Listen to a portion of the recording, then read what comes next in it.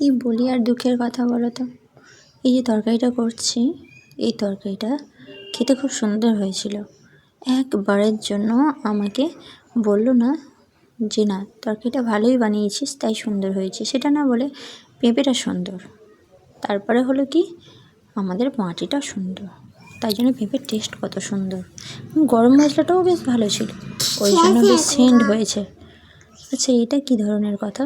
আচ্ছা বলো তো, এই তরকারিটাতে যদি আমি বেশি করে লবণ দিয়ে দিতাম বা বেশি করে জিরে গুঁড়ো দিতাম বা লবণ হয়তো দিতামই না, তাহলে কি হতো? তরকারিটা কি ভালো লাগতো? এই রান্নির দোষ কত দেখো না। রান্নির তরকারি খারাপ হলে দোষ, তরকারি ভালো হলে সবজির গুণ, মাছের গুণ, মাংসের গুণ এগুলো সব ভালো। যাই হোক, তরকারিটার রেসিপিটা এখন দিই। এটা হচ্ছে আলু আর পাকা মানে ডাঁশ রং ধরে যাওয়া পেঁপে দিয়ে ডালনা করেছিলাম রুটি দিয়ে খাওয়ার জন্য রাতে। খেতে অসাধারণ হয়েছিল। রেসিপি দাঁড়াও চট জলদি রেসিপিটা বলি।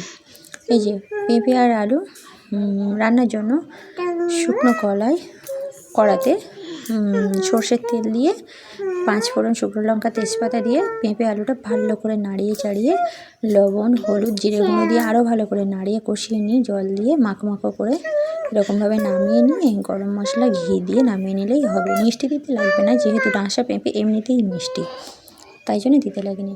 রুটি দিয়ে খেতে তরকারিগুলো অসাধারণ হয়। একটু ঝাল ঝাল হতে হবে, নইলে গাটা মিটিয়ে যায়। তো এই ছিল রান্নার রেসিপি। এই সামান্য একটা রান্না, তাতেও কিন্তু টেস্ট হয়েছিল। আরে বাবা, ভালোবেসে রান্নার গুণ বলেই তো রান্নার বেশি ভালো লাগে। পরবর্তী